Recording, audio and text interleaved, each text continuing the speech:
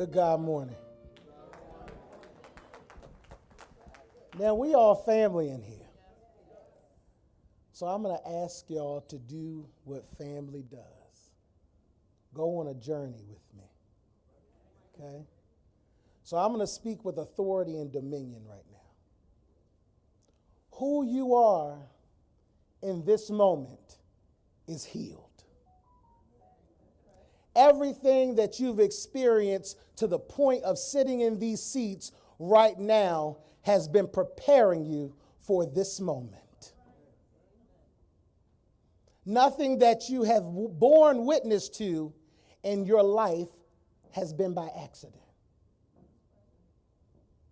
Anybody in here ever felt like they were on the wrong path? You ever felt like that?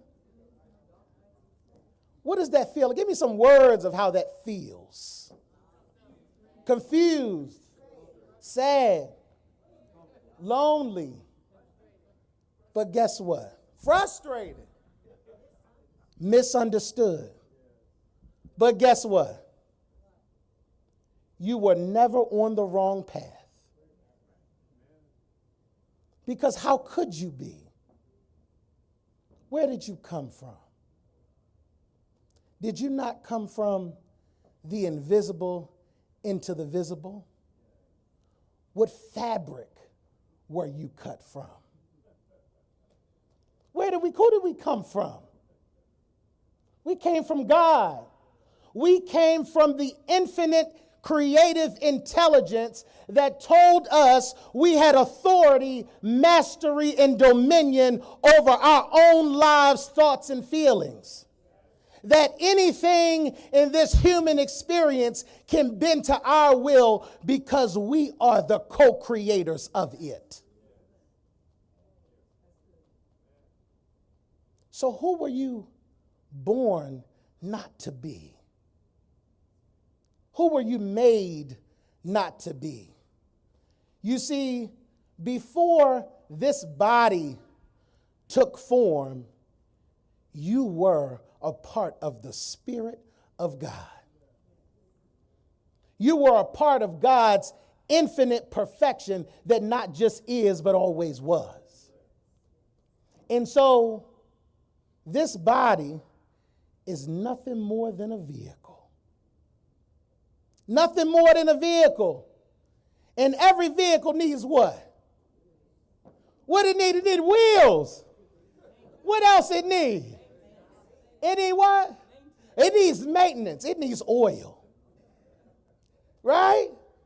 If you don't put no oil in that car, it ain't going to keep running past 100,000 miles. The engine lock. But here's the thing. The oil is necessary because the vehicle wears and tears. Because the vehicle is a tangible thing that allows you to move in the human experience. Your body is a vehicle and a tangible thing. Your body is physical form, it's flesh, but it is not the whole of who you are. You see, when you're in a vehicle, sometimes you may feel like you break down. You may feel like your engine is running low on oil. But here's what you have to understand. That you come from something far greater than that vehicle. You come from the pure spiritual substance of God. And so because you're from that substance, I want to ask y'all a question.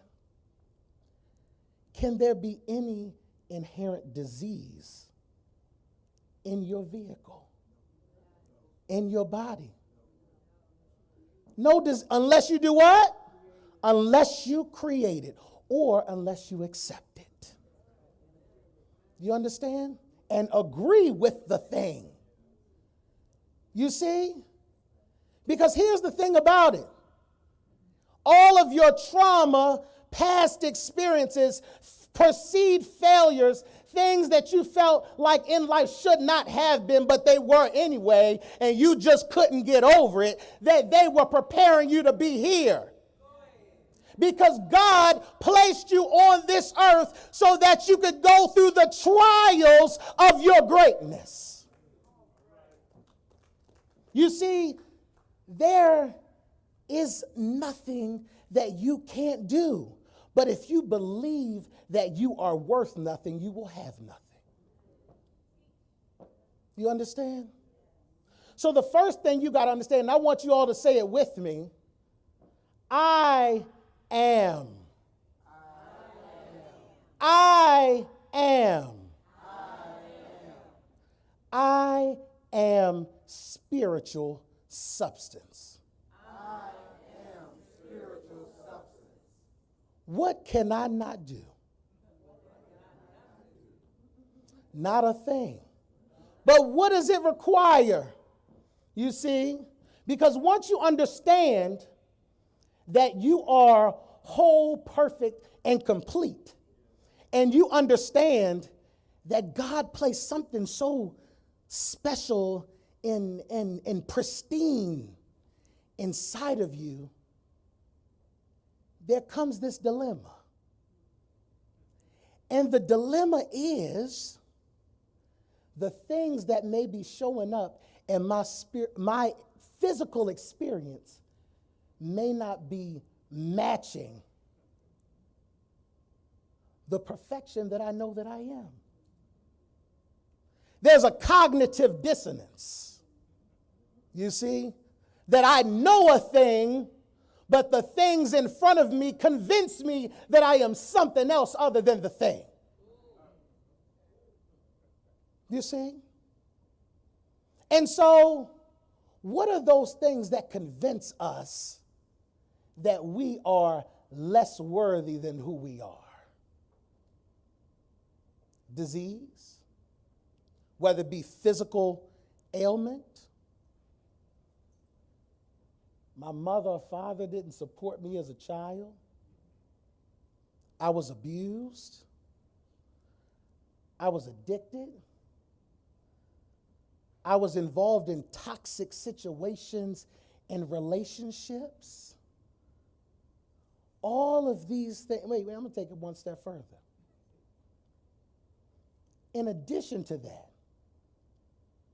I was sat down in a situation and put into a system that I didn't even feel was built for me. That my parents, grandparents, and the ancestors who brought us here, that they went through experiences that allowed other people to be over here and me to be back here. You see? There's a psychology to that. And I want you to understand that you have the authority to change that. That psychology only bears fruit if you give it power. Only if you give it power. That if you have life, then you have purpose. If you have life, you have, say it with me. If I have life, I have purpose. So, what is that purpose? And how do we prepare for it? I will tell you my story. March 10th, 1951. Linda Reed Royster Keith, Linda Reed, came into this physical experience. She grew up in North Carolina. And one day, her mother sent her down a dirt road. Her mother sent her to live in Baltimore, Maryland, because she said, there are things here that I don't feel like can prepare you for where you need to go. There's opportunity that this place can't give you. So, as the mother, as her champion, I have to see you walk down this dirt road and go into the world. And I may not see you every day. And at some point, you may feel like you have to walk alone. But see, she was a champion that was preparing her for something. She was a champion that prepared Angela Siobhan Keith for her assignment. January 3rd, 1972. You see. And based on that one decision, it laid the foundation for an entire generation of people.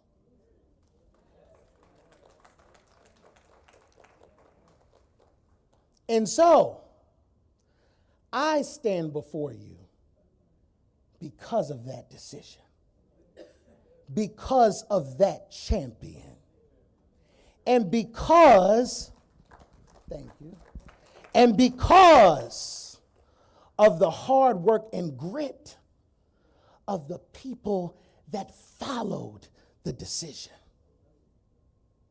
You see, because you couldn't walk off the dirt road alone. You needed people to help guide you.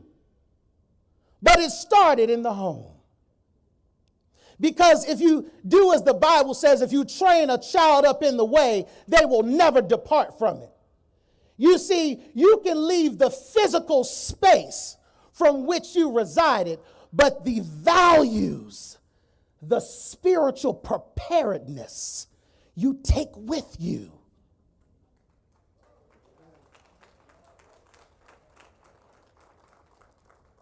And so it's about championship.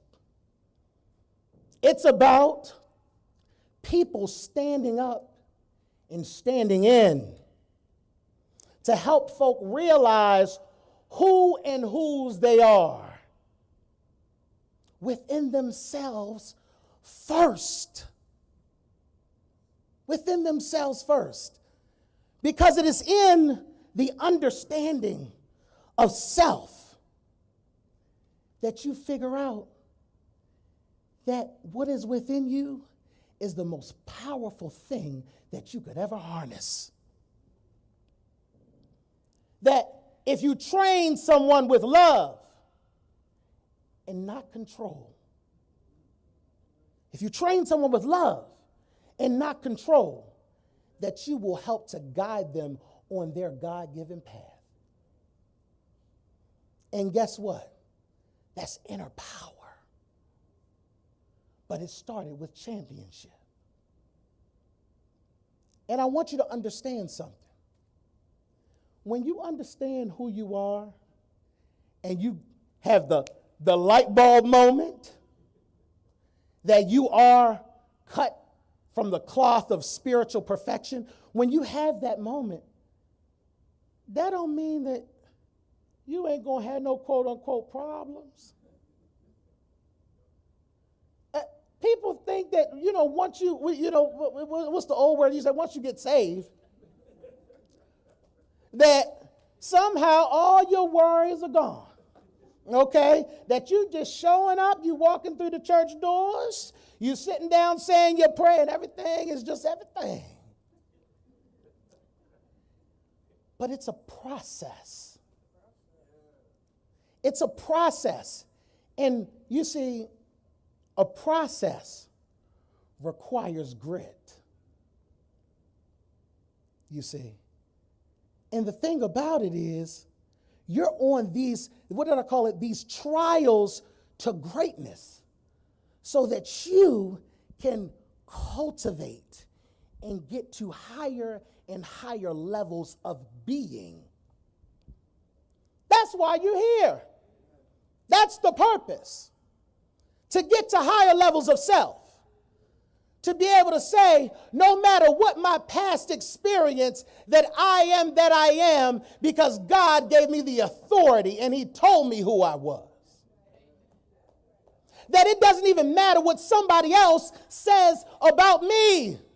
Because if I walk with the truth and I understand that and I can articulate that, God told me, like he told Jeremiah, that I will build in you a fortified city with iron pillars and bronze walls. It doesn't matter what other people say. It doesn't even matter about the negative self-talk that you tell yourself. That doesn't matter. Go and tell them what I told you. Go and proclaim it. Go and stand in the purpose of who you are.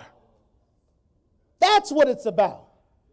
And so, as a community, as we first place ourselves in this spiritual experience, because that's exactly what it is. Because you came from the invisible, you came into the visible, and you're going to go back to the invisible. Because, see, God never left you.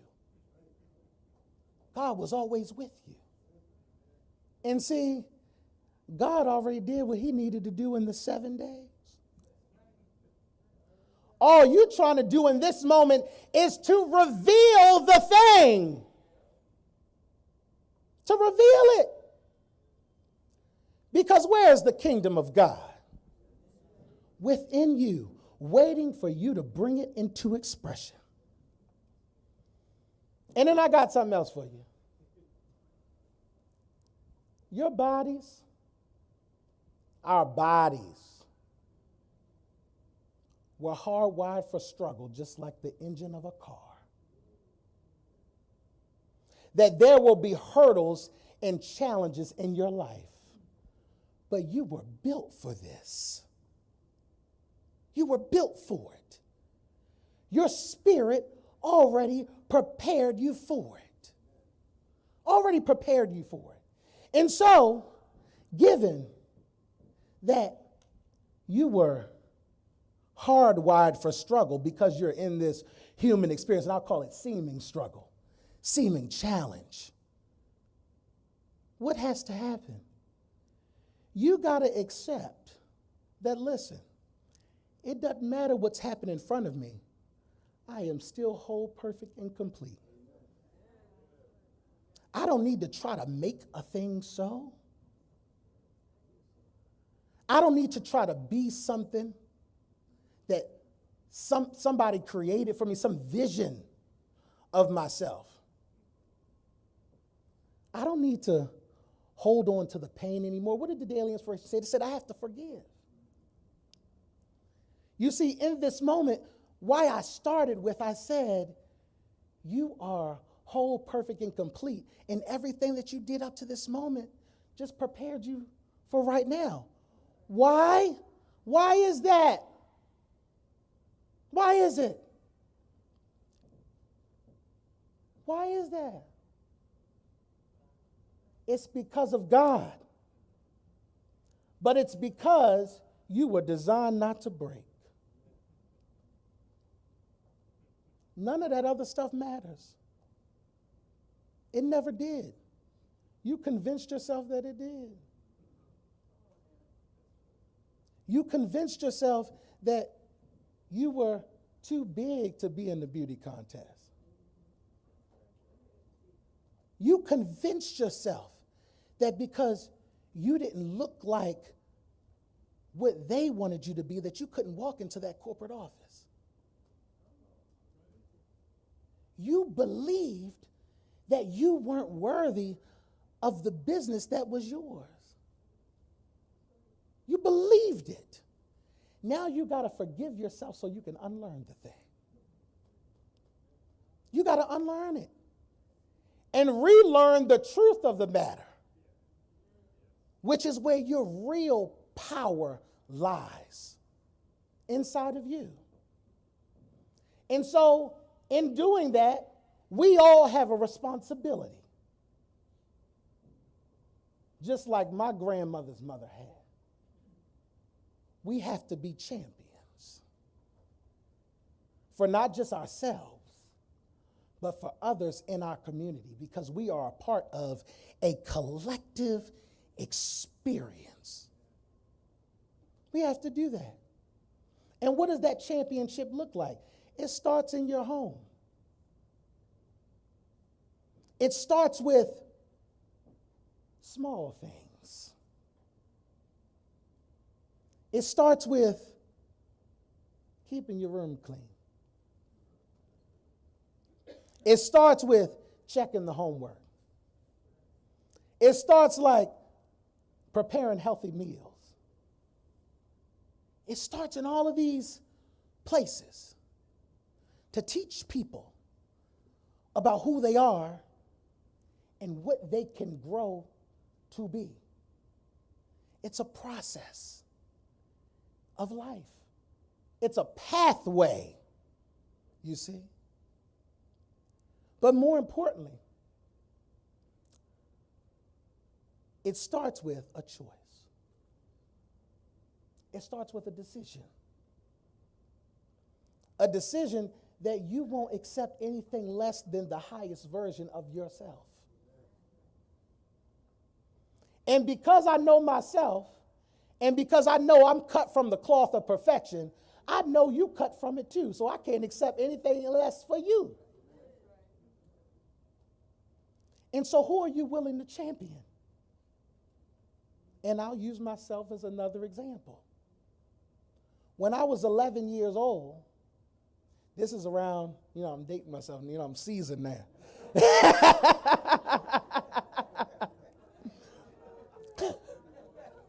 That's 2 decades, y'all, just put it out there. But when I was 11 years old, I was in Baltimore City schools, and I was at Chicopee Middle School. And at this time, there was a lot of reform that was going on. There was No Child Left Behind and all these other things. They literally were flying in teachers from Taiwan to teach and all these other things. And I came home one day and I said to my mother, nobody knows what's going on inside the classroom.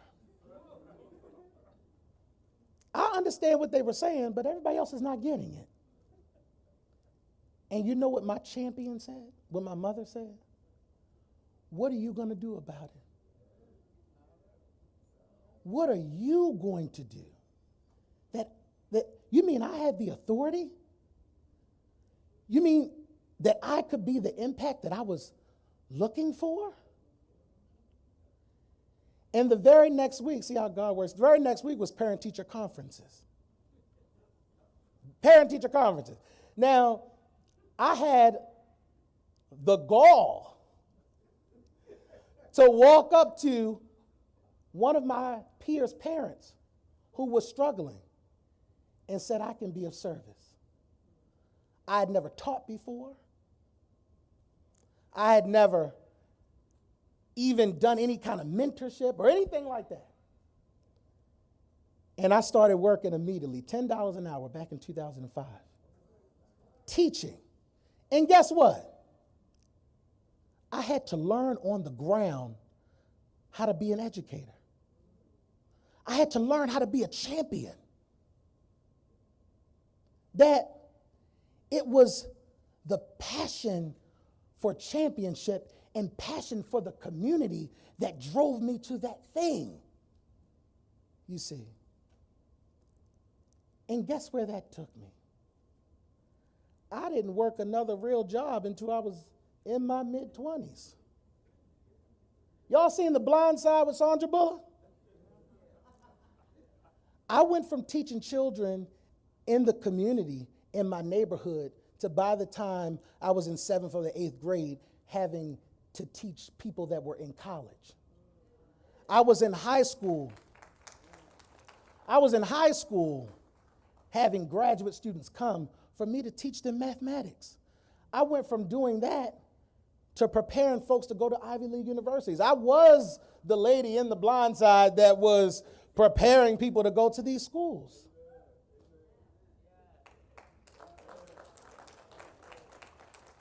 That was not accidental. That was stepping into purpose. That was stepping into purpose. More importantly, no school could give me that. My champion gave me that. You see. And so, fast forward, my champions were not just my mother and my grandmother. They were a community of people that taught me a lot of different things. And all of it was centered around truth. All of it. From teachers, my martial arts instructor. See, my mother was a single parent. The statistics said that I should not be standing before you, that I should not be making the money I make, that I should not have touched and impacted people that I have touched and impacted. They said I shouldn't be. My insurance rate is high because I'm a black male, and I'm going to tell you something. Okay? Look, see, people make all of these rules and boundaries around who you are. None of that stuff really matters. It's the impact. It's stepping into the purpose. It's stepping into the greatness of who you are. And it's looking to the leadership of your champions. And it's also preparing yourself to be a champion. You see? And that championship doesn't just look like teaching somebody. That championship can look like every single level. Can you make a school lunch for a child so they don't go hungry in school? Can you go to the community service center and volunteer your time? Everybody has a place. From the individual person to the employer to the community leader to the student, we are all a part of this collective experience. And so it is incumbent on us to be the champions that we're looking for. That prosperity has always been yours. That can't no government or system give you that. Can't no school give you that. That God gave you that.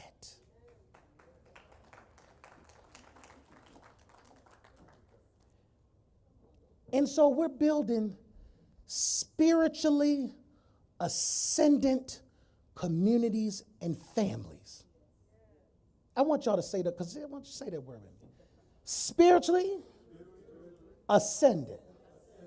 Spiritually ascendant. That means upward mobility and elevation in your consciousness. Because everything begins with a thought. This entire human experience is because thoughts were given form. We were the thinker that thought the thing that created the thing. So if we can create it, we can tear down all of those things that we believed and that told us that we weren't who we know that we were. Because, see, that was the commission that God gave to Jeremiah. He said that you have to dethrone a thing. Sometimes you got to overthrow that negative consciousness and those beliefs that told you that. And you got to forgive yourself that you even accepted it in the first place. And that's what it's about. It's about the collective. It's about us understanding, once we understand who we are, and we see that in other people, being champions for ourselves and one another. And in doing that, we make impact. We make impact. And we make impact because we answer the call. You see, the minister wasn't the only one that was commissioned for this. You were commissioned for this. You were commissioned for this. You were commissioned for this. We all have a purpose that's tied together in this spiritual experience that's moving these vehicles that we call bodies. You see? And so cultivate the talent that and the skill that's within you. That's within your children. Because guess what? They need to know what you know. They need to know about your struggles. They need to know your story. They need to know that when they go through things in their own lives, that there are principles that they can pull upon. That they can change their thoughts. That then changes their behavior. That then changes what their physical world looks like. They need to know that. You think that I ain't going through nothing? When I left here, these walls, in 2012, I went to University of Maryland. And I went to University of Maryland, and I was thrown out into the world. Got to go to class with all these other people. Got to deal with professors. Got to do all this other stuff, right? While still working and all these other things, right? That's not a linear process. You don't think I ever had moments of depression or felt like I couldn't get out of the bed? You don't think where there were moments in my experience where I didn't feel like I could go on? I couldn't even walk in COVID.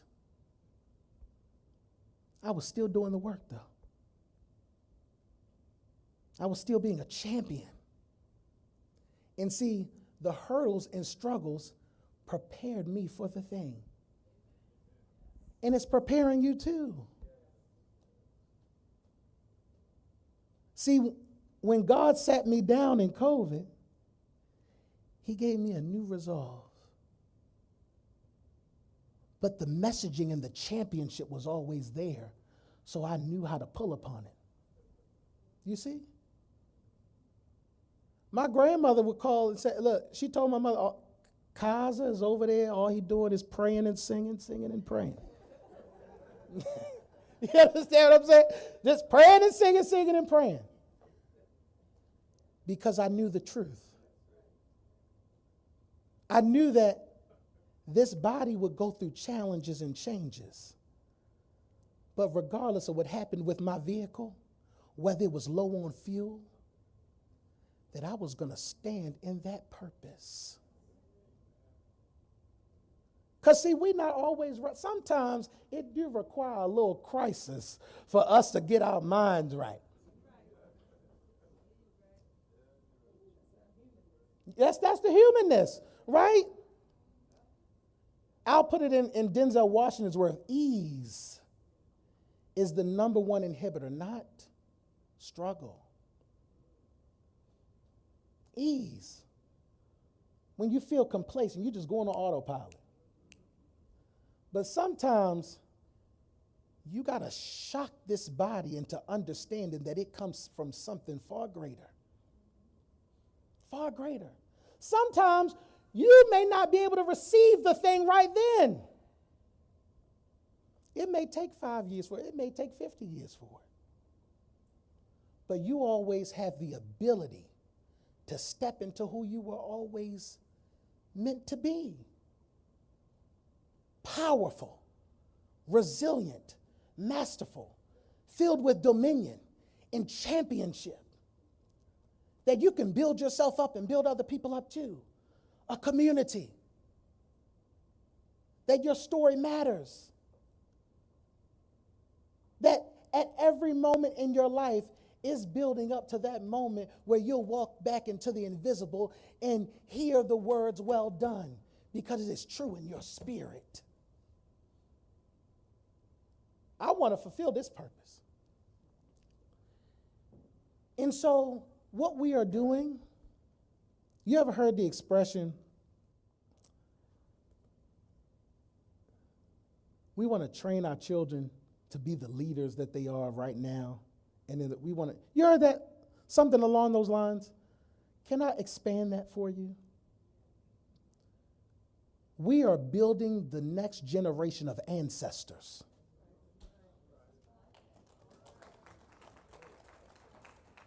We are cultivating people that will carry our value system with them, that will walk into places, institutions where people have forgotten who they are, and they will evangelize the place. That they were commissioned for it, that all they had to do was be and to stand in who they are. That greatness was not something that they had to look outside for. It was right here all along. All they had to do was clean up a little of the stuff. Because the job ain't going to heal it. The world ain't going to heal it. It starts with you, because God gave you the authority, mastery, and dominion. And so let's champion each other. Let's champion our communities at times when people are up and when people feel helpless. Let's champion each other. Let's move in accordance with that, because that's the ultimate goal. The ultimate goal is to have impact and to understand that we are leaving generational legacies. Generational legacies. You see, because if my grandmother could walk up that dirt road, who am I not to be? I can't walk in no boardroom and you tell me I don't belong there. My grandmother was in One God, One Thought Center cleaning baseboards with Reverend Ann, preparing for this moment where I could stand here.